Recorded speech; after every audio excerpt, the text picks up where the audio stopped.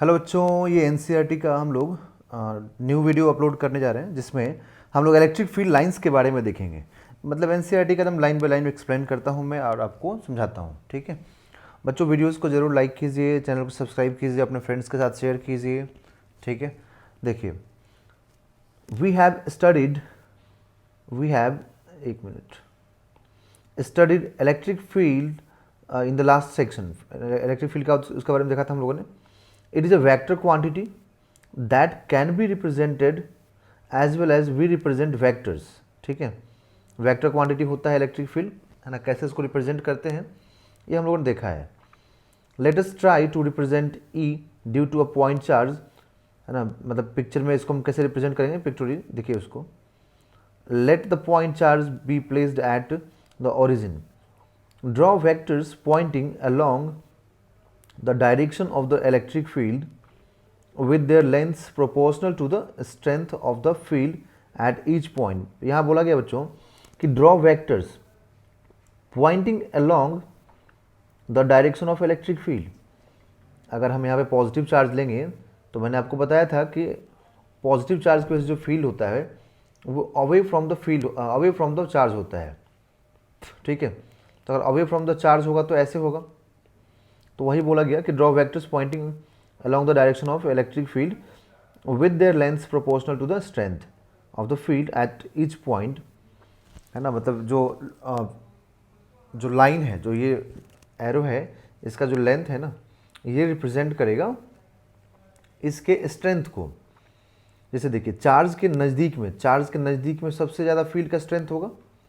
ठीक है, क्योंकि इलेक्ट्रिक फील्ड का जो फॉर्मूला होता है ये KQ/R² होता है। ठीक है, तो डिस्टेंस जितना कम होगा फील्ड का स्ट्रेंथ उतना ज़्यादा होगा। तो यहाँ पर चार्ज के नज़दीक में देखें तो डिस्टेंस तो कम ही है ना, तो डिस्टेंस कम है तो फील्ड ज़्यादा है। फिर जैसे जैसे डिस्टेंस बढ़ के यहाँ पहुँचा तो फील्ड कम हो गया, इसलिए एरो भी छोटा हो गया। और दूर जाएंगे तो एरो और छोटा होगा, और थोड़ा दूर जाएंगे तो एरो और छोटा होगा। जब इन्फिनिटी पे जाएंगे तो इन्फिनाइट डिस्टेंस पे जाएंगे तो फील्ड आपको नेग्लिजिबल, दैट इज़ 0 मिलेगा। ठीक है, since the magnitude of the electric field at a point decreases inversely as the square of the distance, है ना। the magnitude of electric field at a point decreases inversely as the square of the distance of that point from the charge। मतलब square पे, distance के square पे depend करता है। Vector gets shorter as one goes away from the origin, always pointing radially outward. Positive charge के लिए radially outward होगा and negative charge के लिए रेडियली इनवर्ड होगा। ठीक है, तो जो अभी बोला मैंने कि डिस्टेंस के साथ वेरी करता है, डिस्टेंस जैसे जैसे बढ़ेगा फील्ड का स्ट्रेंथ छोटा होते जाएगा। ठीक है, कम होते जाएगा, इसलिए एरो का लेंथ भी छोटा होते जाएगा। ठीक है, उसी चीज़ को पूरा यहाँ पर बताया गया है। Figure 1.2 shows the such a picture। in this each arrow indicates the electric field, that is the force acting on a unit positive charge। हाँ, मतलब जो यूनिट पॉजिटिव चार्ज से फोर्स एक्ट करता है उसको हम क्या बोलते हैं, इलेक्ट्रिक फील्ड बोलते हैं।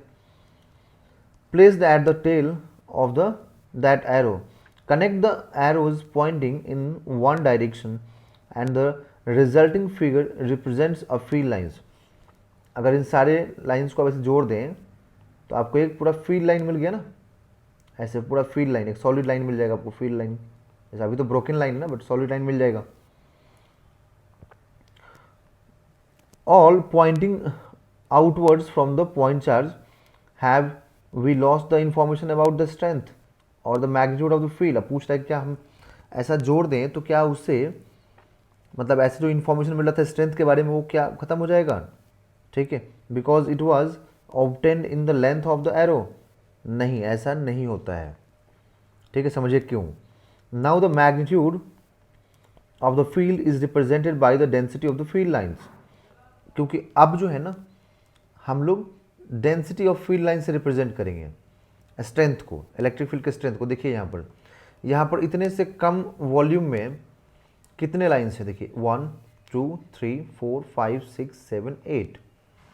ठीक है, तो चार्ज के नज़दीक में वॉल्यूम कम है तो नंबर ऑफ फील्ड लाइन्स तो उतना ही है 8, बट वॉल्यूम कम है। तो यहाँ पर चार्ज का जो डेंसिटी होगा, फील्ड लाइन्स का जो डेंसिटी होगा वो ज़्यादा होगा, तो हम क्या बोलेंगे, इलेक्ट्रिक फील्ड का स्ट्रेंथ भी ज़्यादा होगा। बट यहाँ पर देखिए नंबर ऑफ फील्ड लाइन्स तो अभी उतना ही है ना, 1 2 3 4 5 6 7 8, बट वॉल्यूम तो पूरा बढ़ गया। तो अब क्या हुआ, अब डेंसिटी कम हो गया, वॉल्यूम बढ़ा तो डेंसिटी कम हो गया ना। अगर फील्ड लाइन्स की डेंसिटी कम हो जाएगी तो इलेक्ट्रिक फील्ड का स्ट्रेंथ भी कम हो जाएगा। ठीक है, तो हम लोग अब यहाँ पर डेंसिटी के टर्म में देखते हैं। पहले तो हम एरो के टर्म में देख रहे थे, छोटा बड़ा करके, बट हम डेंसिटी के टर्म में अब देखेंगे यहाँ पर। So the density of the field lines is more near the charge and the lines are closer. मतलब इलेक्ट्रिक फील्ड का जो स्ट्रेंथ है, दैट इज जो डेंसिटी है, वो चार्ज के नज़दीक ज़्यादा होगा, एंड क्योंकि क्लोज भी ज़्यादा है। Away from the charge the field lines gets weaker and the density of lines is less. जैसे जैसे हम दूर जाएंगे, अभी समझाया ना आपको कि वॉल्यूम बढ़ जाएगा यहाँ पर, तो डेंसिटी कम हो जाएगा, तो डेंसिटी क्या होगा, कम हो जाएगा, इसलिए फील्ड्स भी वीक हो जाएंगे। ठीक है, तो यहाँ पर लाइंस को ज्वाइन कर देने से हम लोगों का जो मेन पर्पस था समझना, वो ख़त्म नहीं हो जाएगा। मतलब यहाँ पर क्या बोलना चाह रहा है, कंक्लूजन इसका समझिए कि अगर हम एक पॉजिटिव चार्ज लेते हैं तो उसका जो फील्ड लाइन्स है वो रेडियली आउटवर्ड रहेगा। ठीक है, एंड फील्ड का स्ट्रेंथ चार्ज के नज़दीक में ज़्यादा होगा। जैसे जैसे एरो से हम दूर जाते, मतलब जैसे जैसे हम ऐसे जाएंगे दूर जाएंगे, ठीक है, चार्ज से, वैसे वैसे फील्ड का स्ट्रेंथ कम होता जाएगा। यही इसका फाइनल कंक्लूजन है। तो फाइनल कंक्लूजन है, another person may draw one more lines, but the number of lines is not important. In fact, an infinite number of lines can be drawn in any region. तो इस line से वो जो conclusion ये है कि number of field lines हम infinite भी ड्रॉ कर सकते हैं, बट कंक्लूजन वही रहेगा कि फील्ड के चार्ज के नज़दीक में फील्ड का स्ट्रेंथ ज़्यादा रहेगा, चार्ज से जैसे जैसे हम दूर जाएंगे फील्ड का स्ट्रेंथ डिक्रीज करेगा, बिकॉज इनवर्स स्क्वायर लॉ को फॉलो करता है। ठीक है, अब देखिए, अब यहाँ पर क्या आपसे बोला जा रहा है, we draw the figure on the plane of paper. मतलब जब हम कोई भी हम फिगर ड्रॉ करते हैं, जब एक प्लेन मतलब पेपर में, तो हम 2D ड्रॉ करते हैं, 3D तो होता नहीं है, बट एक्चुअली में जो फील्ड लाइंस हैं वो तो 3D हैं। मान लीजिए आप यहाँ पे ड्रॉ करेंगे तो आप तो 2D दिखा पाएंगे ना, बट फील्ड लाइंस क्या होते हैं, 3D। जैसे लाइट होता है ना, एक रूम के अंदर लाइट बल्ब होता है, तो बल्ब से लाइट तो हर तरफ निकलता है, जैसे सनलाइट निकलता है सन से हर तरफ, 3D हो गया ना सन का लाइट। तो उस टाइप से ही मतलब यहाँ पर जो फील्ड लाइंस निकलती हैं वो 3D होती हैं। So if one wishes to estimate the density of field lines, one has to consider number of field lines per unit cross section area perpendicular to the lines. The electric field decreases as, मतलब यहाँ पे जो हम कितनी बार इस चीज़ को देख चुके हैं, यहाँ बोलना चाह रहा है कि इलेक्ट्रिक फील्ड जो है ना, डिस्टेंस के स्क्वायर पे डिपेंड करता है, और जैसे जैसे डिस्टेंस बढ़ते जाएगा ये, ठीक है, वैसे वैसे यहाँ पर फील्ड का स्ट्रेंथ कम होते जाएगा, क्योंकि इस पर डिपेंड करता है। ठीक है, the number of field lines crossing the enclosing area remains constant. Number of field lines जो होगा ना वो तो सेम ही रहेगा। अगर यहाँ से एक बार 10 फील्ड लाइंस निकला है तो 10 फील्ड लाइंस तो हमेशा पास करेगा ना, थोड़ा ज़्यादा एरिया में पास करेगा। जब यहाँ रहेगा तो कम एरिया की रिक्वायरमेंट है पास कराने के लिए, यहाँ होगा ज़्यादा। जब यहाँ देखेंगे तो और ज़्यादा एरिया चाहिए होगा उसको, उन्हीं 10 लाइन्स को पास कराने के लिए। ठीक है, तो उसी चीज़ के बारे में यहाँ पर बोला गया है। We started saying that the field lines carry information about the direction of electric field at different points in space. ठीक है, मतलब डिफरेंट पॉइंट पे आपको एक मतलब इन्फॉर्मेशन देता है इलेक्ट्रिक फील्ड लाइंस के बारे में। अगर डिस्टेंस ज़्यादा है चार्ज से तो इलेक्ट्रिक फील्ड का स्ट्रेंथ कम हो जाएगा। एरो देख करके इलेक्ट्रिक फील्ड का हम बता सकते हैं कि फील्ड लाइंस किधर जा रही हैं, कि डायरेक्शन क्या होगा इलेक्ट्रिक फील्ड का, ये सब चीज़ें। ठीक है, the relative density of the field lines at different points indicates relative strength of electric field. मतलब डिफरेंट पॉइंट्स पे जो डेंसिटी है, जैसे यहाँ पे देखिए, यहाँ पर एरिया बढ़ गया ना, but number of field lines उतना ही है जितना कि यहाँ पर है, तो इसका मतलब एरिया बढ़ गया, दैट मीन्स कि डेंसिटी कम हो गया। डेंसिटी कम हो गया तो इलेक्ट्रिक फील्ड का स्ट्रेंथ भी इस पॉइंट पे कम होगा, पॉइंट P1 पे, बट यहाँ पर ज़्यादा होगा फील्ड। क्यों? क्योंकि same number of lines come area में पास कर रहा है, तो इलेक्ट्रिक फील्ड का स्ट्रेंथ ज़्यादा होगा। The electric field lines crowd where the field is strong and the space the part where it is weak. तो यहाँ पर ज़्यादा स्पेस में है, दैट इज़ की वीक है फील्ड लाइन्स यहाँ पर। ठीक है, अब बोल रहा है कि यहाँ पर कि आप दो एरिया कंसिडर कीजिए, R और S। तो देखिए एकदम सिमिलर एरिया, मतलब सेम एरिया का दो प्लेन लीजिए, रेक्टेंगुलर प्लेन। तो देखिए इस रेक्टेंगुलर प्लेन से कितने लाइन्स पास कर रहे हैं, 1 2 3, बट यहाँ से देखिए ओनली 1 लाइन पास कर रहा है। जब आप एरिया एकदम सेम रखेंगे ना तो फील्ड लाइन्स ऑटोमेटिकली कम हो जाएगा। क्यों? क्योंकि जैसे जैसे दूर जाता है फील्ड लाइन्स, तो थोड़ा सा जैसे जैसे दूर जाता है ना, तो फील्ड लाइन्स अपने आप ही स्पेस बनाते चले जाते हैं ऐसे ऐसे। है ना, डिस्टेंस देखो बढ़ते जाएगा यहाँ पर, ठीक है। तो उसी चीज़ के बारे में यहाँ पे बोला गया है ना, यहाँ पे एस और आर के बारे में। The number of field lines in our picture cutting the area elements is proportional to magnitude of field at these points. The picture shows that the field at R is stronger than at S, क्योंकि R के पास ये जो R है ना, इसके पास ज़्यादा number of field lines है, इसलिए स्ट्रॉन्गर है। तो मैग्नीट्यूड ऑफ, यहाँ अंडरलाइन कर देता हूँ, एट दिस पॉइंट्स है ना, the picture shows the field eight R is stronger than at S. To understand the dependence of electric field lines on the area, or rather the solid angle subtended by the area element. अब देखिए यहाँ पर ना पूरा जो ये statement है अब क्या बताना चाह रहा है, देखिए समझिए इस चीज़ को, कि जैसे कि हम जानते हैं कि एंगल निकालने के लिए हम लोगों को क्या लेना पड़ता है 2 डायमेंशन में, तो आर्क अपॉन रेडियस, उसी टाइप से हम लोगों को सॉलिड एंगल निकालने के लिए हम लोग को लेना होता है change in area upon radius के स्क्वायर। तो अगर हमें एरिया चाहिए तो हमें क्या लिखना पड़ेगा, तो solid angle into radius square, ठीक है। तो अगर मुझे इस पॉइंट का एरिया चाहिए तो मैं क्या लिखूंगा, अगर इसका रेडियस मान लीजिए R1 है तो मैं क्या लिखूंगा, R1 square into delta omega, क्योंकि सॉलिड जो एंगल है वो तो पूरा एक बार फिक्स हो गया कि भाई सॉलिड एंगल इसका डेल्टा ओमेगा होगा, ठीक है। तो यहाँ भी देखेंगे तब भी सॉलिड एंगल क्या होगा, वही होगा, डेल्टा ओमेगा होगा। यहाँ देखेंगे तब भी सॉलिड एंगल क्या होगा, डेल्टा ओमेगा ही होगा, बस रेडियस वेरी करते रहेगा। तो रेडियस वेरी करने की वजह से क्या होगा, एरिया भी वेरी करते रहेगा। यहाँ पर रेडियस मान लीजिए R2 है, तो यहाँ पर आप डेल्टा ओमेगा से मल्टीप्लाई कर दीजिए तो आपको यहाँ का एरिया मालूम हो जाएगा, डेल्टा A2, ठीक है। तो उन्हीं सब चीज़ों के बारे में यहाँ पर पूरा आपको एक्सप्लेन किया गया। Let a small transverse line element delta LB place that distance R from the O, then angle subtended by arc delta L at O can be approximated as theta is equal to delta L by R, ठीक है, radius हो गया। तो वही बोल रहा है कि जब सॉलिड एंगल बनाएगा तो डेल्टा S का मतलब एरिया हो गया, तो delta S by R square, ठीक है। We know that in a given solid angle the number of radial field lines is same.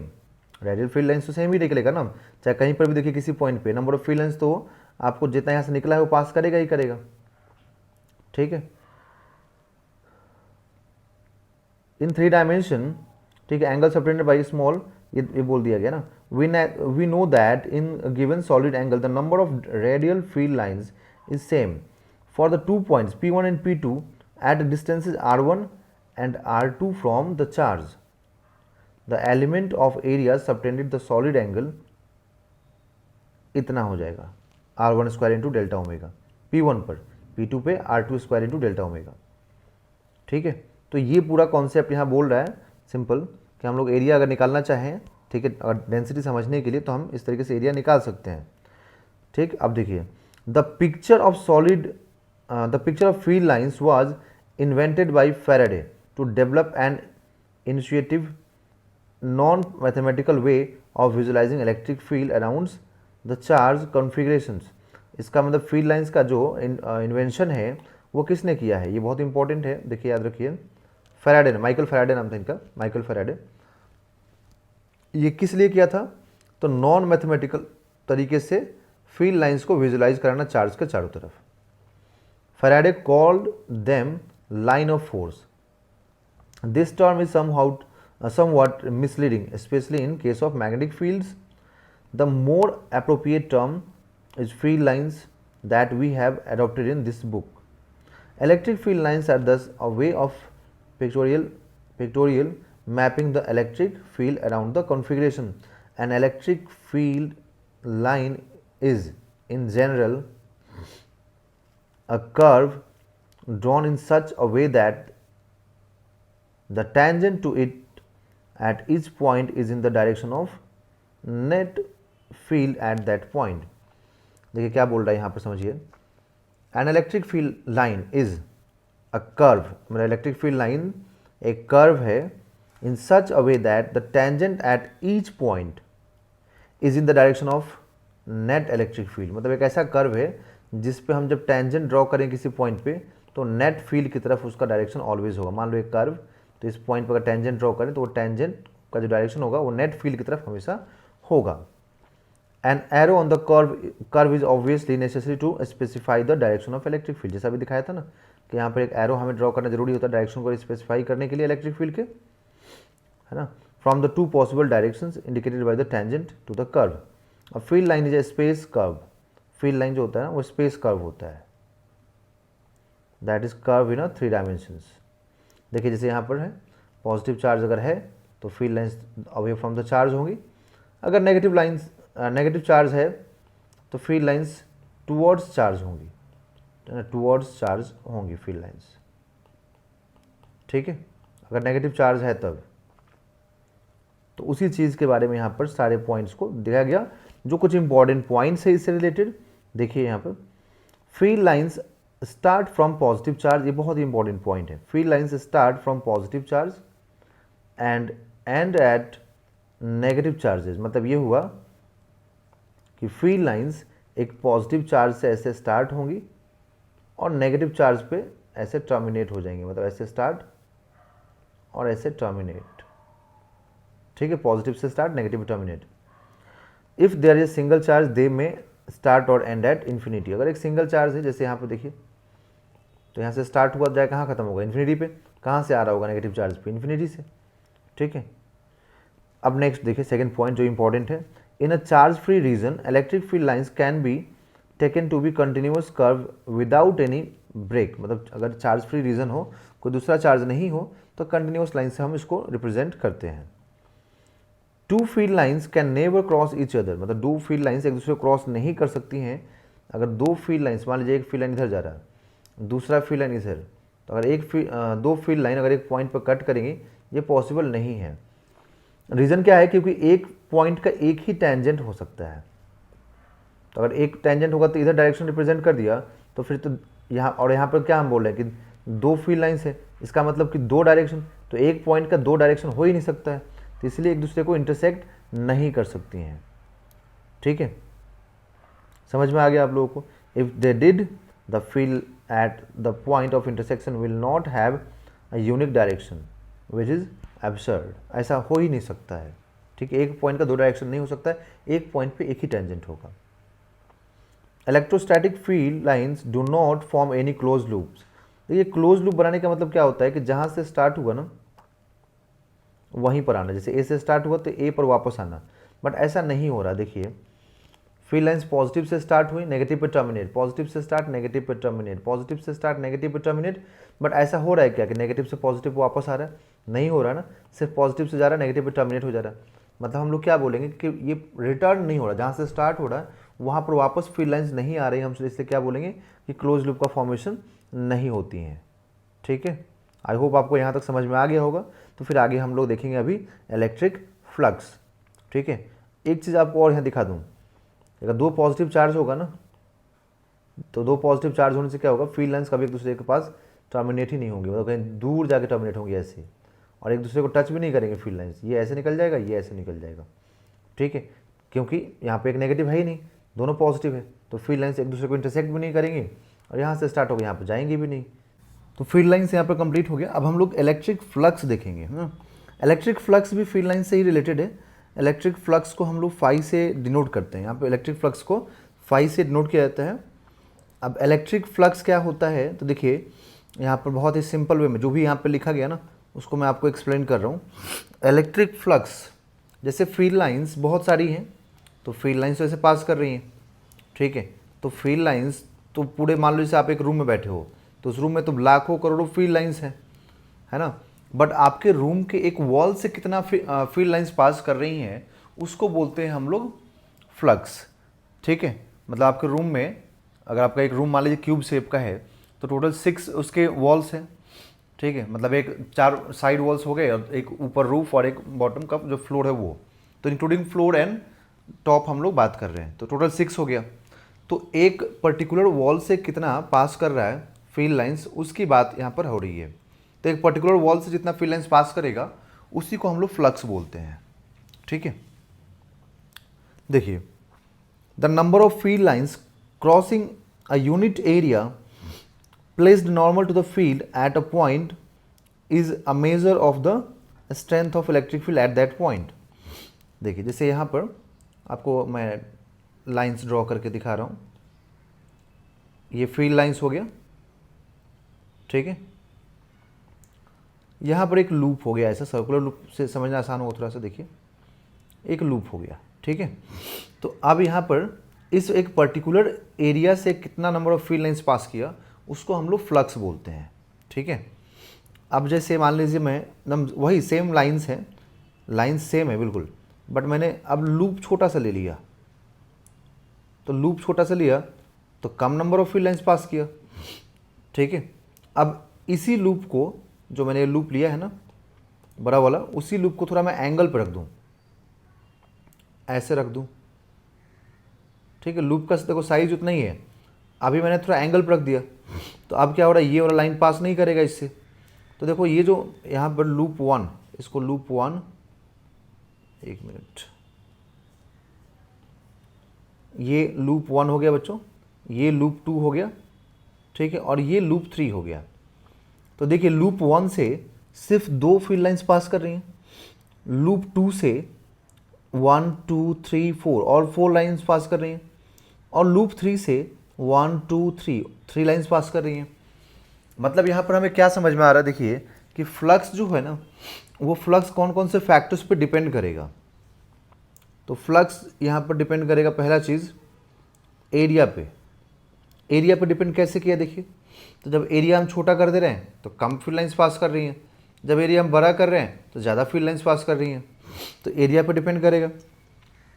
दूसरा, इलेक्ट्रिक फील्ड तो होना ही चाहिए, क्योंकि इसके बिना तो काम होगा नहीं, क्योंकि इलेक्ट्रिक फील्ड नहीं रहेगा तो आप फील्ड लाइंस कैसे कैलकुलेट करेंगे, तो इलेक्ट्रिक फील्ड का होना ज़रूरी है। तीसरा, अगर हम एरिया सेम रखते हैं बट अगर हम इसको इंक्लाइन कर देते हैं, तो इंक्लाइन करने पे क्या होगा, तो इंक्लाइन करने पे उसका जो पूरा मतलब एंगल है वो चेंज हो जाएगा, मतलब इधर में एरिया हो जाएगा और इलेक्ट्रिक फील्ड इधर में। तो मतलब हम बोल सकते हैं कि जो एंगल होगा एरिया और इलेक्ट्रिक फील्ड के बीच का, उस पर भी डिपेंड करेगा। तो यहाँ पे कंक्लूजन क्या आएगा कि electric field total flux total यहाँ पे 3 फैक्टर्स पे डिपेंड करेगा बच्चों, एरिया जिसके थ्रू पास कर रहा है field lines, and electric field, और angle between electric field and area, ठीक है। आई होप आपको यहाँ तक क्लियर हो गया होगा, ठीक। तो वही 3 फैक्टर्स को जब कंबाइन करके और फ्लक्स को मैथमेटिकली डिफाइन किया जाता है बच्चों कि E vector dot delta S vector that is area vector, और इसी चीज़ को लिखा जाता है E into delta S cos theta, ठीक है। अब यहाँ पे देखिए एंगल के बारे में थोड़ा सा मैं आपको और यहाँ पर एक्सप्लेन करूँगा, है ना। जैसे इसका डायग्राम भी दिया हुआ, देखिए जब पूरा एरिया मतलब ऐसे एक रेक्टेंगुलर लूप रखा गया जिसका आप साइड से देखोगे तो आपको लाइन दिखेगा ना, सारे फील्ड लाइंस पास कर रही हैं, बट जब हम एंगल पे रख देंगे ना, टिल्ट कर देंगे थोड़ा सा, ठीक है, तो यहाँ पर कुछ एंगल पे पास कर रही हैं, है ना। अब यहाँ पर एक चीज़ मैं आपको और क्लियर करूँगा कि ये जो एरिया होता है बच्चों, ये किसी भी मतलब लूप से हमेशा आउटवर्ड होता है ना। एरिया हमेशा आउटवर्ड होता है। एक तो एरिया हमेशा सरफेस से परपेंडिकुलर होगा, जैसे मान लीजिए एक सर्कुलर लूप है, तो सर्कुलर लूप का आप साइड व्यू देखेंगे ना तो आपको ऐसा दिखेगा। लूप एक्चुअल में कैसा है, सर्कुलर ऐसा है, बट इसका हम साइड व्यू देख रहे हैं तो ऐसा दिखेगा अपने को, ठीक है। तो हमेशा ध्यान रखिएगा कि एरिया इसके लूप से परपेंडिकुलर होगा, मतलब लूप के प्लेन से। लूप का प्लेन तो ये वाला हो गया, तो एरिया हमेशा परपेंडिकुलर होगा एंड आउटवर्ड होता है, हमेशा आउटवर्ड होता है, ठीक है। तो अगर इन केस मान लें आप यहाँ पर कि आपने जस्ट एज्यूम कर लिया, आपने बोला कि ठीक है फील्ड लाइंस इधर हैं, ठीक है, बट जो लूप है इस लूप, ये लूप को आपने बोला कि ये लूप का प्लेन कुछ एंगल पर है, ठीक है। आपने बोला कि लूप का जो प्लेन है वो कुछ एंगल पे है, ठीक है। तो आपने मान लिया यहाँ पर, और प्लेन से एरिया कहाँ होता है, ऑलवेज परपेंडिकुलर। तो यहाँ पे देखिए इलेक्ट्रिक फील्ड ये हो गया, एरिया इधर हो गया, क्योंकि हमेशा प्लेन से परपेंडिकुलर एरिया होता है ऑलवेज। तो यहाँ पर एंगल थीटा। तो अब इस एरिया का 2 कंपोनेंट मिलेगा, एक कंपोनेंट इधर आएगा, कितना आएगा, ए साइन थीटा, और एक कंपोनेंट बच्चों इधर आएगा जो कि ए कॉस थीटा होगा।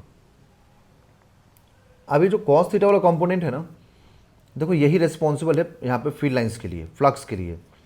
क्योंकि मान लीजिए किसी भी लूप में अगर आपके पास एक एरिया इधर है ए कॉस थीटा और एक एरिया इधर है ए साइन थीटा, ठीक है, एंड फील्ड लाइंस इधर से ऐसे पास कर रही हैं, तो आप सोचिए कौन से एरिया से पास कर रहा है फील्ड लाइंस, कॉस थीटा वाले से ना, क्योंकि ऐसे जाएगा तो सोचिए जस्ट कॉस से पास करेगा। फील्ड लाइंस ऐसे घूम के साइन थीटा वाले एरिया से तो पास नहीं कर रहा। इसका मतलब कि यहाँ पर जो हम फ्लक्स की बात कर रहे हैं और जो एरिया की बात कर रहे हैं कि जिस एरिया किसी पर्टिकुलर एरिया से जो फ्लक्स जो फील्ड लाइंस पास करेगा उसको हम फ्लक्स बोलेंगे, वो कौन सा एरिया कंसिडर होगा, कॉस थीटा वाला। तो इसीलिए यहाँ पर ये कॉस थीटा आता है। बाकी उसी चीज़ को जब हम वेक्टर फॉर्म में लिखेंगे तो E vector dot delta S vector that is area vector, ठीक है। तो ये मेन मैथमेटिकल फॉर्मूला हो गया, ठीक। और हम फ्लक्स को थ्योरेटिकली बोलेंगे कि flux is directly proportional to number of field lines passing through any particular area, ठीक है। देखिए यहाँ पर एरिया के बारे में है, the direction of a planar area, मतलब जो प्लेन का जो एरिया होता है वो area vector is along it's normal, मतलब सरफेस से परपेंडिकुलर, सरफेस से परपेंडिकुलर एंड आउटवर्ड। तो परपेंडिकुलर तो हो गया। अब यहाँ पे क्या होता है कि कन्वेंशनली, जैसे मैंने बोला ना, बार बार बोल रहा हूँ कि आउटवर्ड एरिया लेते हैं, तो कन्वेंशनली देखिए यहाँ लिखा हुआ है the vector associated with every area element of a closed surface is taken to be in the direction of outward normal. मतलब हमेशा आउटवर्ड, जैसे आप अपने रूम में खड़े हैं ना, तो आपके हर वॉल का जो सरफेस एरिया होगा, आपके हर मतलब रूम के हर एक वॉल का जो सरफेस एरिया होगा ना, वो आउटवर्ड होगा, है ना, हमेशा आउटवर्ड होगा, मतलब बाहर की तरफ होगा। इसका एरिया इधर होगा, इसका एरिया इधर होगा, इसका एरिया इधर होगा, इसका एरिया इधर होगा, उस वाले का उधर होगा, इस वाले का इधर होगा, तो सभी का एरिया सरफेस एरिया होगा बाहर की तरफ होगा, आउटवर्ड। ये कन्वेंशनली ऐसा मतलब माना गया है, ठीक है। मैथमेटिकल एक्सप्रेशन जो मैंने समझाया वो यहाँ लिखा हुआ है बच्चों, ठीक है। फ्लक्स के बारे में बोला मैंने कि flux simple number of field lines के प्रोपोर्शनल होता है, तो नंबर ऑफ फील्ड लाइंस के प्रोपोर्शनल है किसी एक एरिया से जितना पास करेगा। तो ये कंप्लीट फ्लक्स हो गया जो मैंने अभी डिस्क्राइब किया आपको, ये पूरा का पूरा फ्लक्स के बारे में हो गया, ठीक है, कि फ्लक्स क्या होता है, ठीक। अब यहाँ पर नेक्स्ट जो टॉपिक है वो है इलेक्ट्रिक डाइपोल। ये बहुत ही इंपॉर्टेंट टॉपिक है और बहुत ही इंटरेस्टिंग है, इसको आप समझिए। An electric dipole is a pair of equal and opposite point charges q and minus q separated by a distance 2a। बोला गया कि एक जो इलेक्ट्रिक डाइपोल होता है वो pair of equal and opposite charges होता है, मतलब इक्वल चार्ज होना चाहिए मैग्नीट्यूड में एंड अपोजिट साइन होना चाहिए, separated by a distance 2a, मतलब डिस्टेंस कुछ भी ले सकते हैं, 2a, a, l, 2l कुछ भी ले सकते हैं, ठीक है। मतलब अपने मिड पॉइंट से वो जब डिवाइड होगा तो इक्वल डिस्टेंस पे होगा, ठीक है। बच्चों मैं यहाँ पर एक चीज़ ऐड करना चाहूँगा कि ये जो भी हम लोगों ने पढ़ा ना, इलेक्ट्रिक फील्ड लाइंस, फ्लक्स, ये सिर्फ एनसीईआरटी के लाइंस को मैंने बताया है, आपको समझाया है इजी करके। बाकी अगर आपको और डिटेल में समझना है, विजुलाइज करना है, डायग्राम के थ्रू क्वेश्चंस प्रैक्टिस करने हैं, तो मैं है ना अपने इलेक्ट्रोस्टैटिक के वीडियोज़ के, जहाँ पे मैंने नीट के लिए और जेई के लिए स्पेशली बहुत अच्छे से मतलब पूरा डायग्राम के साथ एक्सप्लेन किया है, ठीक है। यहाँ तो जस्ट हम लोग एनसीईआरटी को ही कवर कर रहे हैं, तो आप एनसीईआरटी के अकॉर्डिंग लाइंस को समझिए। बाकी और आपको समझना हो, प्रैक्टिस करना हो, तो आप ज़रूर लिंक पे क्लिक करके और समझिए उस चीज़ को, ठीक है। मैं लिंक डाल दूंगा डिस्क्रिप्शन बॉक्स में। देखिए ये हो गया डाइपोल, ये जो पूरा अरेंजमेंट है बच्चों, ये डाइपोल हो गया, ठीक है। The line connecting the two charges define a direction in space. देखिए इलेक्ट्रिक डाइपोल का मैं आपको एक चीज़ क्लियर कर दूं कि इलेक्ट्रिक डाइपोल का जो कन्वेंशनल डायरेक्शन होता है वो नेगेटिव से पॉजिटिव की तरफ होता है। इलेक्ट्रिक डाइपोल का जो डायरेक्शन होगा वो नेगेटिव से पॉजिटिव की तरफ होता है, और इलेक्ट्रिक डाइपोल का जो डाइपोल मोमेंट होता है उसको हम पी से डिनोट करते हैं, और पी का जो मैग्नीट्यूड लिखते हैं हम लोग वो होता है charge into distance between them. Charge यहाँ पे हमेशा मैग्नीट्यूड दिया जाता है, ठीक है। अगर आप वेक्टर फॉर्म में लिखेंगे तो q into 2a vector, okay. By convention the direction from minus q to q is said to be direction of dipole. जो नेगेटिव से पॉजिटिव की तरफ लेते हैं बाय कन्वेंशनली, ठीक है, उसको हम लोग बोलते हैं डायरेक्शन ऑफ डाइपोल, ठीक है। डाइपोल मोमेंट इसका कितना होगा, q into distance between this charges. जो इनका मिड पॉइंट होता है उसको बोलते हैं हम लोग centre of dipole. Centre of dipole, ये इसका मिड पॉइंट हो गया, इसको बोलते हैं हम लोग centre of dipole. The total charge of the electric dipole is obviously zero. तो जो टोटल चार्ज होगा इस पूरे सिस्टम का उसको हम लोग क्या बोलेंगे, ज़ीरो। क्योंकि आप देखिए यहाँ पे इक्वल एंड अपोजिट नेचर का है, तो पूरे सिस्टम में पूछेंगे कि इसको इनक्लोज करके बताओ टोटल चार्ज कितना हुआ, तो ज़ीरो। तो अगर इन एक इलेक्ट्रिक डाइपोल को अगर हम एक, है ना, एक कंडक्टर के अंदर रख दें, अब पूछे बताओ, या किसी बॉडी के अंदर रख दें, अब पूछे बताओ अब इससे फ्लक्स कितना होगा, तो ज़ीरो होगा, बिकॉज नेट चार्ज कितना है, ज़ीरो है। ठीक है, तो वही चीज़ बोला जा रहा है यहाँ पर, the total charge of the electric dipole is obviously zero. This doesn't mean that the field of the electric dipole is zero. Total charge zero है, बट इसका मतलब ये नहीं कि डाइपोल की वजह से फील्ड जीरो होगा, डाइपोल की वजह से फील्ड जीरो नहीं होगा। ये आपको अभी मैं एक्सप्लेन करने वाला हूँ और इवन डिराइव करने वाला हूँ आपके सामने। देखिए, since the charge q and minus Q are separated by some distance, the electric fields due to them when added do not exactly cancel out. ये जो डिस्टेंस है ना, इसकी वजह से कैंसिल आउट नहीं कर पाते, मैं आपको अभी दिखाने वाला हूँ। However at distances much larger than the separation of the two charges forming a dipole are much greater than 2a. The fields due to q and minus q nearly cancel out. जब बहुत large distance पे होगा तब ऐसा होता है कि cancel कर दे, है ना। The electric field due to dipole therefore falls off at a large distance faster than like 1/r²। ठीक है, जैसे डिपेंड करता है फोर्स वगैरह, कि फोर्स किस पर डिपेंड करता है, इन्वर्स स्क्वायर लॉ पर डिपेंड करता है, तो इन्वर्स स्क्वायर लॉ है। These qualitative ideas are borne out by explicit calculation as। देखिए यहाँ पर हम लोग इलेक्ट्रिक फील्ड डाइपोल की वजह से कैलकुलेट करने जा रहे हैं। ठीक है, दो पॉइंट पे कैलकुलेशन होगा। एक कैलकुलेशन होगा एक्सिस पे, मैं आपको दिखाता हूँ डायग्राम से। यहाँ पे मान लीजिए चार्ज यहाँ पे क्यू है, यहाँ पर चार्ज माइनस क्यू है, तो एक मुझे फील्ड यहाँ पे निकालना है। तो ये जो लाइन ज्वाइनिंग के अलॉन्ग पॉइंट पे निकालेंगे तो उसको बोलते हैं एक्सिस ऑफ डाइपोल। ठीक है, तो एक्सिस ऑफ डाइपोल। तो अब यहाँ देखिए, ये टोटल डिस्टेंस 2a था ना, तो यहाँ से यहाँ a डिस्टेंस बोलेंगे और ये डिस्टेंस भी क्या बोलेंगे, a बोलेंगे। मिड पॉइंट से ये जो डिस्टेंस होगा पॉइंट ऑफ ऑब्जर्वेशन का वो r होगा, तो फिर यहाँ से कितना डिस्टेंस हो जाएगा, r माइनस a। बिकॉज अगर ये पूरा r है, अगर यहाँ से लेकर के यहाँ तक r है और हम लोग को सिर्फ यही डिस्टेंस चाहिए, तो उसमें से आपको a सब्ट्रैक्ट करना पड़ेगा r में से। बट अगर हमें ये पूरा डिस्टेंस चाहिए, है ना, यहाँ से लेकर के यहाँ तक का, तो क्या हो जाएगा r प्लस a, बिकॉज ये पूरा r है और ये पूरा a है, तो r प्लस a। ठीक है, तो हम देखिए पॉजिटिव चार्ज से हमें कितना डिस्टेंस मिला इस पॉइंट पर, r plus a। Negative charge की वजह से कितना मिला, r माइनस a। तो डिस्टेंस डिफरेंट होने की वजह से ये दोनों का इलेक्ट्रिक फील्ड एक दूसरे को कैंसिल आउट नहीं करता है। ठीक है, चार्ज पे डिपेंड करता है कहाँ किसको रखते हैं। मान लीजिए अगर आप ऐसा करते हैं कि इधर नेगेटिव रख देते हैं और इधर में पॉजिटिव रख देते, पॉजिटिव क्यू रख देते हैं यहाँ पर पॉइंट ऑफ ऑब्जर्वेशन, तो अब ये वही डिस्टेंस यहाँ से कितना हो जाएगा, r प्लस a, जो पहले पॉजिटिव के लिए था, और इसके लिए r minus a। Result same आएगा, रिजल्ट में कोई फ़र्क नहीं पड़ेगा। ठीक है, डायग्राम देखिए, यहाँ पर है नेगेटिव चार्ज, यहाँ है पॉजिटिव चार्ज। ठीक है, तो यहाँ नेगेटिव, यहाँ पॉजिटिव, मुझे इस पॉइंट पे निकालना है। ठीक है, तो मुझे अगर इस पॉइंट पे निकालना है तो मैं क्या बोलूँ कि मिड पॉइंट से डिस्टेंस कितना है, ये r है। ठीक है, तो पॉजिटिव चार्ज से कितना डिस्टेंस बचेगा, यहाँ लिखता हूँ, रुको। इस पॉइंट का डिस्टेंस पॉजिटिव चार्ज से कितना हो जाएगा, r माइनस a, जबकि नेगेटिव चार्ज से कितना डिस्टेंस हो जाएगा इस पॉइंट का, देखिए यहाँ से यहाँ तक का, r प्लस a। ठीक है, तो पॉजिटिव चार्ज से r minus a and negative charge से r प्लस a। तो फॉर्मूला हम लोग क्या लिखेंगे, देखें, पॉजिटिव चार्ज की वजह से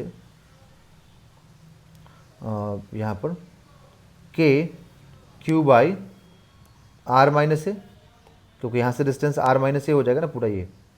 ठीक है, और नेगेटिव चार्ज की वजह से के Q upon r plus a। फिर इन दोनों का हम नेट निकालेंगे, क्योंकि देखिए इस पॉइंट पर पॉजिटिव चार्ज, देखिए इस पॉइंट पर पॉजिटिव चार्ज इधर देगा ना, away from charge, but negative वाला इधर अट्रैक्ट करेगा। ठीक है, टुवर्ड्स नेगेटिव चार्ज, तो ये दोनों का डायरेक्शन एक दूसरे को अपोजिट। अब यहाँ पर देखिए, तो डेनोमिनेटर किसका ज़्यादा है, नेगेटिव वाले का दैट मीन्स कि हम अगर मैग्नीट्यूड की बात करें तो नेगेटिव वाले का मैग्नीट्यूड कम हो जाएगा और पॉजिटिव वाले चार्ज का फील्ड ज़्यादा हो जाएगा। रीज़न क्या है यहाँ पर? रीज़न एक ही सिंपल सा है कि जिसका डेनोमिनेटर ज़्यादा उसका ये फील्ड कम, ठीक है। तो इसलिए यहाँ पर नेगेटिव वाले का फील्ड कम हो जाएगा। तो हम लोग बोलेंगे कि अगर नेगेटिव वाले का फील्ड कम होगा दैट मीन्स कि जो नेट फील्ड होगा वो उसका डायरेक्शन पॉजिटिव की तरफ रहेगा, पॉजिटिव चार्ज की तरफ रहेगा, क्योंकि इसका स्ट्रेंथ कम है। तो नेट फील्ड हम लोग क्या लिखेंगे यहाँ पर कि net is equal to E Q minus E minus Q, ठीक है, नेगेटिव चार्ज का फील्ड। तो अब हम सब्ट्रैक्ट जब करेंगे यहाँ पर या फिर वेक्टर फॉर्म में लिखेंगे, ठीक है, तो डायरेक्शन एक दूसरे का अपोजिट है ना, तो सब्ट्रैक्ट तो होना ही है। इसको हम के मान सकते हैं पूरे को, तो के क्यू बाई या फिर Q by 4 pi epsilon not, ठीक। फिर इसका इलेक्ट्रिक फील्ड में तो स्क्वायरिंग होता है डिस्टेंस का, एक सेकेंड, तो स्क्वायरिंग होगा तो आप लिखेंगे यहाँ पे आर माइनस ए का whole square minus 1 by R plus A का होल स्क्वायर। तो दोनों का जब स्क्वायरिंग होगा आप एलसीएम लेंगे तो आपको क्या मिलेगा, R square minus A square, ठीक है, और फिर उसके बाद से ये 4 A R K Q upon 4 pi epsilon naught, इस तरीके से आएगा। मैं आपको एक बार दिखा देता हूँ रफ पेज में, एक मिनट रुकिए।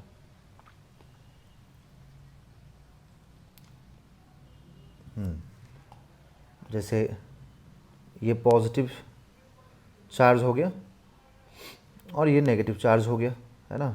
यहाँ पर चाहिए मुझे पॉइंट पी और ये पॉइंट पी का डिस्टेंस मिड पॉइंट से आर है, तो फिर यहाँ से कितना डिस्टेंस हो जाएगा, पॉजिटिव वाले से आर माइनस ए, तो नेगेटिव वाले से कितना हो जाएगा, आर प्लस ए।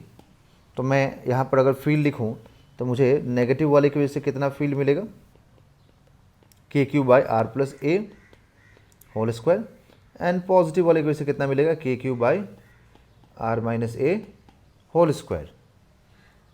अब पॉजिटिव का जो फील्ड होगा वो तो अवे फ्रॉम द चार्ज होगा और नेगेटिव का फील्ड टुवर्ड्स चार्ज होगा, तो सब्ट्रैक्ट करना पड़ेगा यहाँ पर। तो जब हम यहाँ पर नेट लिखेंगे इनेट, तो इनेट में क्या होगा, अब जिसका डेनोमिनेटर ज़्यादा है, इसका ज़्यादा है, इसका मतलब इसका फील्ड कम होगा। तो हम लोग बोलेंगे कि K Q upon R minus A whole square, K Q upon R plus A whole square. LCM ले हम लोग, तो R minus A whole square, R square minus A square होगा, एक minute, R square minus A square whole square, ठीक है। फिर यहाँ पे आप के क्यू को कॉमन कर देंगे तो यहाँ क्या आएगा, R plus A whole square minus R minus A whole square, ठीक। अब आफ्टर टेकिंग एलसीएम इसको जब सिंप्लीफाई करेंगे आप तो देखिए आपको क्या मिलेगा, यहाँ पर आप R square minus A square का पावर 2 कॉमन कर दीजिए, फिर R square plus A plus B का होल स्क्वायर हो गया ना, ए प्लस बी का होल स्क्वायर और ए माइनस बी का होल स्क्वायर, तो ये 2 आर ए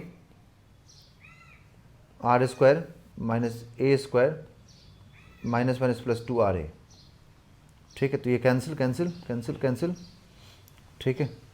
तो K Q into 4 R A divided by R square minus A square to the whole power 2, ठीक है। तो अब यहाँ से देखिए, तो इसका डाइपोल का, ये जो डाइपोल है, इस डाइपोल के बीच का टोटल डिस्टेंस कितना था, 2a था ना। तो आप यहाँ पर डाइपोल क्या लिखते हैं, q इंटू 2a। तो यहाँ से भी आप क्या लिखेंगे, देखिए k q 2a into 2r divided by R square minus A square to the power 2। तो ये तो पूरा p हो गया, तो आपको यहाँ से क्या मिलेगा, 2kpr by R square minus A square का होल स्क्वायर। ये आपको नेट फील्ड मिला जो कि यहाँ पर दिया हुआ है, देखिए, जो कि यहाँ पर ना आपको इधर दिया हुआ है। कंप्लीट सॉल्व करने के बाद ये हमें दिया हुआ है यहाँ पर, ठीक है, 4AR है ना। तो 4AR को जब सॉल्व करेंगे अब तो ये डाइपोल के फॉर्म में पूरा कंप्लीट यहाँ से आ जाएगा। अब इसमें भी अगर आप कंडीशन लगा देंगे ना, यहाँ पर अगर इसमें भी आप अगर कंडीशन लगा दें कि if R is much much greater than A, तो यहाँ पर क्या हो जाएगा कि R square minus A square का होल स्क्वायर जो है ना, ये r टू द पावर 4 बचेगा, फिर ए नेट क्या हो जाएगा 2kpr by r to the power 4, r एक से r कैंसिल होगा, एक r से r कैंसिल, तो ये r क्यूब हो जाएगा 2kp बाई r क्यूब। तो उसी चीज़ के बारे में यहाँ पर लिखा गया है, ठीक है। बाकी अगर p को मतलब q इंटू ए को p के फॉर्म में लिखना नहीं चाहते हैं तो आपको मिलेगा 4a cube by 4 pi epsilon not r cube. ये p वेक्टर डायरेक्शन को रिप्रेजेंट कर रहा है कि जो डायरेक्शन यहाँ पर फील्ड का है वही डायरेक्शन डाइपोल का है, क्योंकि देखिए डाइपोल नेगेटिव से कहाँ होता है, पॉजिटिव की तरफ, और इधर नेट फील्ड भी कहाँ है, इधर ही आया। तो इस केस में हम क्या बोलेंगे कि जब हम एक्सिस पे निकालेंगे इलेक्ट्रिक फील्ड तो यहाँ पर electric field as well as dipole moment दोनों का डायरेक्शन क्या आएगा, सेम आएगा, है ना, एग्जैक्टली सेम आएगा, ठीक है। अब यहाँ पर इक्वेटोरियल की बात करें हम लोग, तो इक्वेटोरियल में देखिए मतलब पहला तो हो गया एक्सिस, दूसरा है इक्वेटोरियल। तो for points on the equatorial plane the magnitude of the electric fields due to the two charges. Equatorial का मतलब होता है कि जो लाइन ज्वाइनिंग होता है उससे परपेंडिकुलर डिस्टेंस पे निकालना, ठीक है। जो लाइन ज्वाइनिंग होता है उससे परपेंडिकुलर डिस्टेंस पे निकालना, जैसे मैं आपको एक डायग्राम से यहाँ पे एक्सप्लेन करने वाला हूँ। जैसे देखिए फॉर एग्जांपल यहाँ पर पॉजिटिव चार्ज और इधर में नेगेटिव चार्ज, और मुझे इधर देखना है RAA, ठीक है। तो अब यहाँ पर हम फील्ड देखें अगर, तो ये तो फील्ड देगा अवे फ्रॉम द चार्ज, इधर हो जाएगा, बट यहाँ पर फील्ड कहाँ देगा, टुवर्ड्स चार्ज, तो इधर देगा फील्ड, ठीक है। तो अब यहाँ पर हम लोगों को ये एंगल थीटा और ये भी थीटा, ठीक है। तो अगर ये थीटा एंगल मतलब क्योंकि देखो डिस्टेंस वगैरह सब कुछ सेम है ना, ये डिस्टेंस सेम है, ये डिस्टेंस सेम है, ये सब के लिए सेम है, तो ये भी सेम होगा, ये भी सेम डिस्टेंस होगा। तो अगर ये डिस्टेंस सेम होगा, ठीक है, तो हम लोग ये मान लेंगे थीटा है।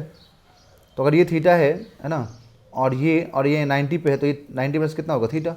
तो अगर ये 90 माइनस थीटा होगा, ठीक है, तो हम कॉम्पोनेंट्स अगर ब्रेक करेंगे तो इधर देखिए क्या मिलेगा, ई साइन थीटा, और इधर में क्या आ जाएगा, ई कॉस थीटा। सिमिलर प्रोसेस इधर थीटा आएगा अपोजिट एंगल, तो इधर से फिर कंपोनेंट ब्रेक करेंगे तो इधर में ई साइन थीटा और इधर में आएगा ई कॉस थीटा। बट ये जो ई कॉस थीटा वाला पार्ट है ना वो तो कैंसिल आउट हो जाएगा, तो सिर्फ क्या बचेगा यहाँ पर नेट फील्ड क्या बचेगा देखिए। तो यहाँ जो नेट फील्ड होगा वो होगा 2e साइन थीटा, ठीक है। तो अब इसको सिंप्लीफाई कीजिए, तो 2 और e क्या लिखेंगे आप, k क्यू बाई, ये डिस्टेंस मान लीजिए कैपिटल आर माना है ना आपने, तो आप कैपिटल आर लिख दीजिए, R square into sine theta. तो साइन थीटा क्या लिखेंगे, sine theta base upon hypotenuse, base कितना है स्मॉल आर, तो आप लिखिए स्मॉल आर अपॉन आर। तो यहाँ से मिलेगा हम लोगों को 2kqr बाई, ठीक है ना, एक मिनट रुक जाइए, साइन थीटा है ना, तो साइन थीटा है, तो ये परपेंडिकुलर, ये बेस, ओके, तो ये थीटा, ठीक है। तो देखिए 2kqr by R square, small R square, ये आर क्यूब हो गया ना। यहाँ पर एंगल में कुछ प्रॉब्लम लग रहा है बच्चों, एक मिनट रुक जाएं जरा मैं चेक कर लूँ। इधर मैंने थीटा माना, इधर भी थीटा माना, ठीक है, तो थीटा मान लिया, तो इधर हो गया opposite angle theta, E cos theta, और इधर में ई साइन थीटा, ठीक है। तो sine theta is equal to perpendicular upon base, हाँ यहाँ पर गलत हो गया था मेरे से, परपेंडिकुलर अपॉन बेस होता है, कॉस में बेस अपॉन साइन में होता है perpendicular upon hypotenuse, and cos में होता है बच्चों बेस अपॉन हाइपोटेन्यूज। तो यहाँ पे मैं बाय मिस्टेक गलत ले लिया था, है ना, सॉरी। तो देखिए यहाँ पर जो साइन थीटा है वो perpendicular upon hypotenuse, that is A upon R, ठीक है। तो अब यहाँ से 2, यहाँ से एक मिनट रुकिए, 2 को भी हटाइए, के क्यू इंटू 2a जो कि p हो जाएगा, और जो ये कैपिटल R है ना, ये पाइथागोरस के according small r plus capital R आएगा ना, square small r square plus a square, मतलब ये square plus a square equal to this square. तो यहाँ से मिल जाएगा हम लोगों को, तो क्या मिलेगा, small r square plus small a square upon power 3/2, ठीक है। तो kp upon r square plus a square to the power 3/2। अब यहाँ पर हम लोग कंडीशन ले रहे हैं कि अगर आर का वैल्यू बहुत बड़ा है ए से, तो उस केस में इलेक्ट्रिक फील्ड जो बनेगा ना, ये के पी बाई आर क्यूब हो जाएगा। और इसी चीज़ को पूरा यहाँ पर दिखाया गया है। देखिए एनसीईआरटी में ना पूरा इसी चीज़ को दिखाया गया है। आपको और डिटेल में समझना हो तो आप मेरा जो लिंक है उस पर क्लिक करके समझ सकते हैं, जो मैंने अलग से वीडियो बना रखा है इलेक्ट्रोस्टैटिक पे, सारे पॉइंट्स पे। इक्वेटोरियल पॉइंट पे है ना, यहाँ पे निकालना है, ठीक है। तो वही चीज़ हो गया कि नेगेटिव केस इधर, पॉजिटिव केस इधर, फिर कंपोनेंट्स ब्रेक करेंगे तो इधर मिलेगा हम लोगों को, ठीक है। तो पॉजिटिव की वजह से हम लोग जो लिखेंगे यहाँ पर वो पूरा ये लिख देंगे, ठीक है भाई, लिखेंगे ना K Q by R square, capital R square. तो आर कैपिटल आर क्या है यहाँ पर, root over this square plus this square. अब ये तो रूट में है ना, फिर इसका स्क्वायरिंग करोगे तो रूट हटेगा, तो सिर्फ क्या बचेगा, small R square plus capital small R square plus A square बचेगा, है ना। तो दोनों साइड में, तो दोनों फील्ड का मैग्नीट्यूड सेम आएगा, है ना, फील्ड का मैग्नीट्यूड सेम आएगा, ओके। फिर जब कंपोनेंट्स ब्रेक करेंगे तो कॉस थीटा आएगा, जैसे कि समझाया मैंने अभी आपको, है ना। प्लस वाले का भी कंपोनेंट इधर आएगा और नेगेटिव वाले का भी कंपोनेंट इधर ही आएगा एक, बाकी दोनों का ये वाला कंपोनेंट कैंसिल आउट होगा, ठीक है। दोनों का मैग्नीट्यूड सेम है, इसलिए हमें क्या करना पड़ेगा, दोनों को यहाँ पर ऐड करना पड़ेगा, ठीक है। अब यहाँ पर मैं आपको एक पॉइंट और समझा दूँ कि देखिए यहाँ पर जो डाइपोल मोमेंट का डायरेक्शन है वो तो नेगेटिव से पॉजिटिव की तरफ होता है ना, बट नेट फील्ड का डायरेक्शन इधर है। इसका मतलब हम लोग क्या बोलेंगे, डाइपोल और electric field, net electric field in case of equatorial एक दूसरे को अपोज करेंगे, दैट इज़ 180 डिग्री पे होंगे, है ना, एंटी पैरेलल होंगे, ठीक है। तो वही एंटी पैरेलल की वजह से यहाँ पर नेगेटिव आ गया है, ठीक है। तो ये अपने को यहाँ से कम्प्लीटली मिलेगा। फिर जैसे हम कंडीशन लगाएंगे मच मच ग्रेटर देन ए, तो हम लोग को यहाँ पे आर क्यू मिल जाएगा। ये पी कैप ओनली डायरेक्शन को रिप्रेजेंट करता है। यहाँ पे बोलना चाह रहा है कि इलेक्ट्रिक फील्ड जब ये बोल्ड में दिखाते हैं ना एनसीईआरटी में, दैट मीन्स कि ये वेक्टर फॉर्म में लिखा हुआ है, ठीक है। तो यहाँ पर इलेक्ट्रिक फील्ड और dipole moment in case of equatorial एक दूसरे के एंटी पैरेलल में है, ठीक है। समझ में आ गया किसी को डाउट इसमें? बाकी ये डाइपोल के बार बार यहाँ लिख रहा है कि देखो चार्ज तो क्यू लेंगे ना और डिस्टेंस कितना है 2a, तो q इंटू 2a करेंगे तो हम लोग क्या मिलेगा, डाइपोल मोमेंट, जो कि हम लिख देंगे यहाँ पर 2p बाई, है ना, k को एक्सपैंड कर दो तो 4 pi epsilon not r cube. तो ये हम लोगों को यहाँ से कम्प्लीटली मालूम हो जाएगा डाइपोल के बारे में, ठीक है। समझ में आ गया होगा आई होप आप लोगों को, ठीक है ना। अब फोर्स के बारे में देखेंगे तो फोर्स में तो ये वाला कॉन्सेप्ट लगता है, बट इसमें हम लोगों को आर क्यूब का कॉन्सेप्ट लगता है यहाँ पर, ठीक है। फिजिकल सिग्निफिकेंस यहाँ पर तो देखिए मोस्ट ऑफ द मोलिक्यूल्स में जो सेंटर्स होते हैं पॉजिटिव एंड नेगेटिव चार्जेस के, वो कोइंसाइड करते हैं, जैसे एक ही प्लेस पे लाई करते हैं, ओके। इसलिए उनका जो डाइपोल मोमेंट होता है वो जीरो हो जाता है। जैसे कि एग्जांपल के लिए CO2 हो गया, CH4 हो गया, ठीक है, उस टाइप के मोलिक्यूल्स हैं। बट इसमें भी क्या होगा, जब आप इलेक्ट्रिक फील्ड अप्लाई करेंगे ना, तो पॉजिटिव और नेगेटिव चार्ज जो पहले एक ही जगह लाई कर रहे थे, अब वो दोनों सेपरेट हो जाएंगे, पॉजिटिव अलग हो जाएगा, नेगेटिव अलग हो जाएगा, है ना। फील्ड के डायरेक्शन में पॉजिटिव शिफ्ट हो जाएगा और फील्ड का अपोजिट में नेगेटिव शिफ्ट हो जाएगा, ठीक है। बट कुछ केसेस ऐसे भी होते हैं जहाँ पर, है ना, कुछ केसेस ऐसे भी होते हैं जहाँ पर सेंटर्स जो होते हैं ना नेगेटिव और पॉजिटिव के, वो कोइंसाइड नहीं करते हैं, ठीक है। तो उनके पास क्या होता है, परमानेंट डाइपोल मोमेंट होता है कि जब सेंटर्स कोइंसाइड नहीं होंगे तो पॉजिटिव नेगेटिव अलग अलग रहेगा, और अगर positive negative charge equal and opposite है कुछ डिस्टेंस पे, तो परमानेंट डाइपोल बन जाएगा। जबकि हमें इस केस में क्या करना पड़ रहा है, जहाँ पर डाइपोल जीरो है, जहाँ पे कोइंसाइड कर रहा है पॉजिटिव नेगेटिव, वहाँ पे हमें डाइपोल पहले से नहीं मिल रहा है, हमें डाइपोल बनाना पड़ रहा है इलेक्ट्रिक फील्ड अप्लाई करके, ठीक है। समझ में आ गया ना, क्लियर हो गया? किसी को डाउट तो नहीं है इसमें? Such molecules are called polar molecules, मतलब बोला गया even in the absence of an electric field such molecules are called polar molecules, जिनके पास डाइपोल परमानेंट हो उनको बोलते हैं पोलर मोलिक्यूल्स। इसका एग्जांपल है वाटर मोलिक्यूल्स, ठीक है। और भी बहुत सारे मटेरियल्स और मोलिक्यूल्स हैं यहाँ पर प्रेजेंट, ठीक है। अब इसी पे बेस्ड क्वेश्चन है यहाँ पर, ठीक है। इस क्वेश्चन में आपको चार्ज दिया हुआ है दोनों पॉइंट का, ठीक है, पूरा डाइपोल है कम्प्लीटली। इस पॉइंट का डिस्टेंस आपको दिया हुआ है 15 सेंटीमीटर, और इनके बीच का जो चार्जेस के बीच का डिस्टेंस है ना, वो हमें 5 mm दिया हुआ है, दैट इज़ 2a दिया हुआ है। तो यहाँ से a कितना हो जाएगा, 2.5 mm, या फिर अगर सेंटीमीटर में लिखेंगे तो आप इसको कन्वर्ट कर दीजिए, सेंटीमीटर में कन्वर्ट करेंगे तो 0.25 सेंटीमीटर आ जाएगा। और ये डिस्टेंस यहाँ से यहाँ तक ऑब्जर्वेशन का दिया हुआ है 15, ठीक। तो आप डायरेक्ट फॉर्मूले में रख दीजिए तो सॉल्व हो जाएगा कम्प्लीटली ये, ठीक है। अब यहाँ पे तो क्या कर रहा है, अलग अलग फिर से निकाल रहा है, सब्ट्रैक्ट करके ऐड करके डिस्टेंस को, मतलब पॉजिटिव का अलग नेगेटिव का अलग। उससे बढ़िया क्या है, उससे अच्छा क्या होगा कि आप सीधे डाइपोल निकालिए पहले, Q इंटू 5 mm करके डाइपोल निकाल करके, और जो फॉर्मूला मैंने आपको दिखाया है यहाँ पर, एक मिनट, यहाँ पर देखिए, इस फॉर्मूले में डाल दीजिए। ये R है ना, तो इसको 15 सेंटीमीटर और ये कितना है 0.25 सेंटीमीटर निकाला हम लोगों ने, इसको रख दीजिए, स्क्वायरिंग कर दीजिए, P निकाल लिया हम लोगों ने, रख दीजिए, R रख दीजिए, जो डिस्टेंस से सॉल्व कीजिए, इसका आंसर आ जाएगा। यहाँ पे कोई क्या कर रहा है कि ये इंडिविजुअली है ना, मतलब अलग अलग निकाल रहा है। देखो, एक बार पॉजिटिव चार्ज की वजह से निकाल दिया, फील्ड क्या होगा, एक बार नेगेटिव चार्ज की वजह से निकाला, बट प्रोसेस वही है ना। देखो, डिस्टेंस को ऐड करना पड़ रहा है, इसमें नेगेटिव वाले में और पॉजिटिव वाले में सब्ट्रैक्ट करना पड़ रहा है, क्योंकि पॉजिटिव वाले के पास से ये डिस्टेंस कितना हो जाएगा, तो ये डिस्टेंस पूरा 15 है। एक सेकंड, सेंटर से डिस्टेंस 15 होता है ना, तो ये पूरा डिस्टेंस 15 है यहाँ से यहाँ तक, तो ये डिस्टेंस कितना हो जाएगा 15 माइनस 0.25 सेंटीमीटर, और ये डिस्टेंस पूरा कितना हो जाएगा 15 प्लस 0.25 सेंटीमीटर। तो सभी को ऐड कर दो, ठीक है, और सब्ट्रैक्ट कर दो डिस्टेंस को, तो आपको यहाँ दोनों के से फील्ड निकलेगा, दोनों को सब्ट्रैक्ट करोगे तो नेट फील्ड आ जाएगा।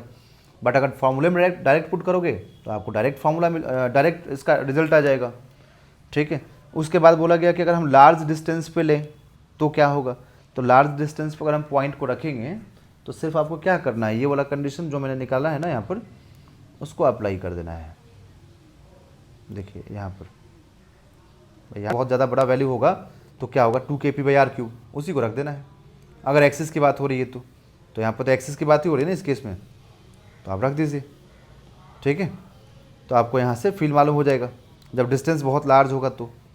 अब जब इक्वेटोरियल की बात होगी तो इक्वेटोरियल वाले में आप फिर वही जो फॉर्मूला निकाला है मैंने यहाँ पर इक्वेटोरियल का, देखिए इस वाले में P रख दीजिए, जो P निकाला आपने, R रख दीजिए, कितना डिस्टेंस दिया हुआ देख करके, ठीक है, 15 सेंटीमीटर दिया हुआ है यहाँ पर ये डिस्टेंस पूरा, तो 15 सेंटीमीटर, ठीक है।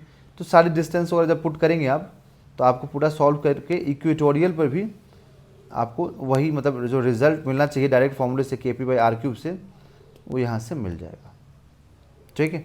तो एक कैलकुलेशन का पार्ट है, आप उसको ज़रूर ट्राई करें, खुद से करें। कुछ इसमें आपको डाउट लगे तो आप ज़रूर मेंशन कीजिए कमेंट बॉक्स में। अगर इस क्वेश्चन में डाउट हो तो मैं पूरा सॉल्व करके ही डाल दूँगा, ठीक है। बट आई होप आपको समझ में आ जाएगा। एंड बच्चों, रिक्वेस्ट है कि प्लीज़ आप ज़रूर लाइक कीजिए वीडियोज़ को और पूरा देखिए, है ना। 10 सेकंड 5 सेकंड देखते हैं, उसको पूरा देखिए अगर आपको पसंद आ रहा है तो। अगर आपको कुछ पसंद नहीं आ रहा है, कुछ इसमें आपको और इम्प्रूवमेंट चाहिए, तो आप ज़रूर कमेंट करके बताइए, मैं उसको और इम्प्रूव करूँगा, ठीक है। थैंक यू बच्चों।